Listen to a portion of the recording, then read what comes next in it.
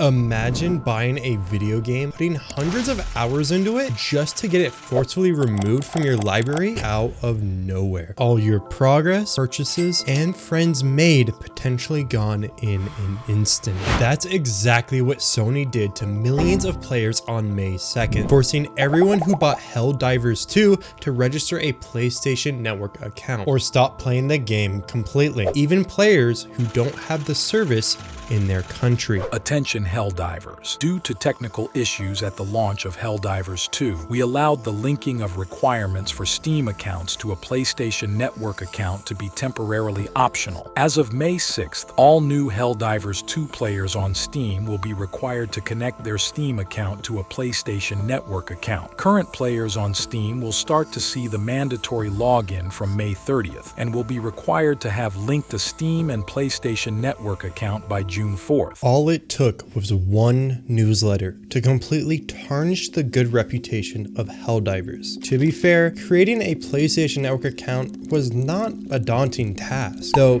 the website is really outdated. The issue actually lied within the countries not allowed to access the game. 177 countries from all over the globe lost access to the game, even if they had already purchased and played it. And to be clear, it's against Sony's terms of service to lie about your location. Another thing that didn't sit right with players was the fact Sony tried to stealthily change their website to reflect this change. Under the section, "Do I have to sign in to PSN to play a PlayStation game on PC?" it used to say signing into PSN is optional when playing a PlayStation game on PC. But when gamers checked this page after the announcement, it stated some PlayStation games may require you to sign in and link to an account on PSN. Clearly, PlayStation wanted to create a place to point potential refunders, proving them wrong. Now, this isn't the first time we've seen a publisher forcing their launcher or login to play a game. Companies like Microsoft, Ubisoft, and Electronic Arts all require you to log into their services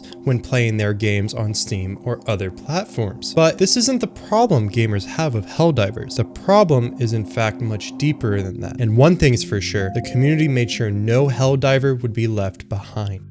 Crazy to me because like 10 years ago this was the opposite. Xbox was the bad one and Sony was the good one. What the fuck? I can't get a refund because I've played the game for more than 2 hours. Why the fuck are you able to change the terms of the sale after 2 hours? Amazing company who made an amazing game had a fuck up, and they're about as big as their biggest.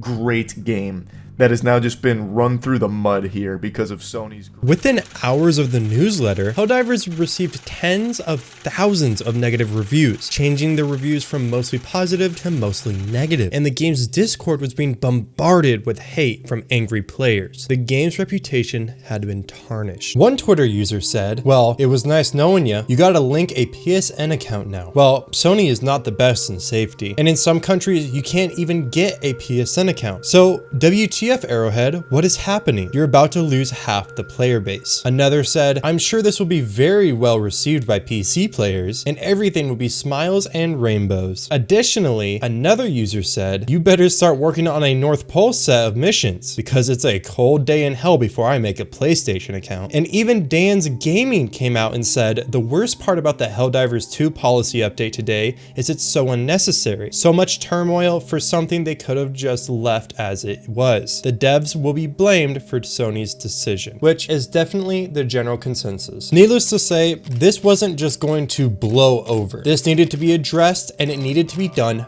fast. At first, moderators and employees stood their ground. They defended the decision and tried to reason with their community. A community manager went to Twitter to explain their reasoning for this change. They state, "Due to the overwhelming amount of people trying to link their accounts, the whole login process broke and people couldn't get into the game. Mandatory account linking was disabled 20 to 30 minutes after launch to let people play the game." A player responded with, "And yet people still couldn't get in. It's a process to force people into an ecosystem when they don't want to because Sony thinks it'll make people pay for their products." They clarified, "No, it's to allow us to ban people. that is the sole reason. Once more, the player asked, so you couldn't ban people before? That's a lie. And finally, the community manager said, we could, but this increases the effectiveness of what we can do. On the other side of things, in the community Discord, staff defended their publisher by stating, it's not like this is the first or even 14th mainstream game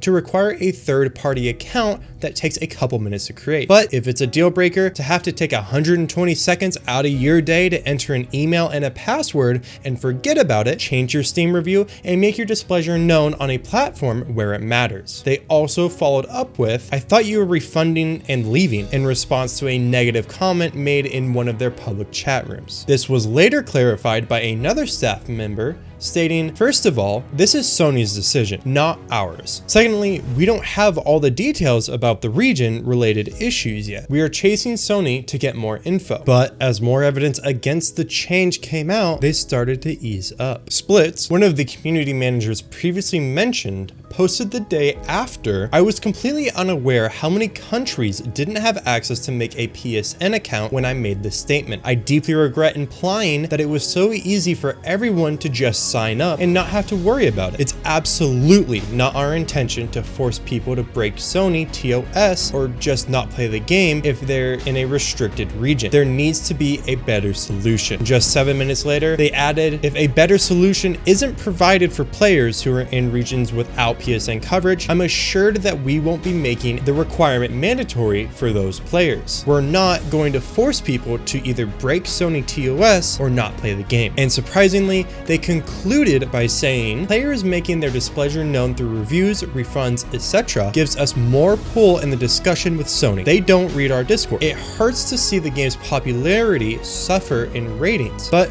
discussions are ongoing and our team is on the side of the players in this fight. It's unrealistic to expect people to make PSN accounts in different regions to get past the account linking requirement. We are aware of that. Discussions are ongoing. It seemed like things were starting to look right, with a conversation actually being made and Arrowhead being honest with the situation. Gamers really felt heard and it felt like change was really possible. But then everything turned for the worst. Community manager Spitz ominously posts, today is a dark day, in the community Discord. Members quickly noticed their community manager role had been revoked, seemingly meaning they had been fired from the company due to the comments. Some users saw this coming, whether because they thought his messages were too reckless or it being a sign that Sony had no intention to change their stance. The fact is, they were gone, but just when all hope was thought to be lost. Helldivers fans, we've heard your feedback on the Helldivers 2 account linking update. The May 6th update, which would have required Steam and PlayStation Network account linking for new players and for current players beginning May 30th, will not be moving forward. After 4 days of drama, having to lock down their Discord and even firing one of their employees, Sony stepped down and reversed their decision. Gamers had won, marking this the first time in recent history where a mega giant company like Sony has actually listened to their community and making a change that doesn't directly benefit the company. The positive change was immediately recognized in the community, where they had been working for the last 4 days to lower the game's Steam reviews. Now they began working together to get them back where they rightfully belong. The community rejoiced, and Arrowhead could go back to making the game better without Sony's bottleneck. To capitalize this monumental time in gaming, Arrowhead even added a cape to the game,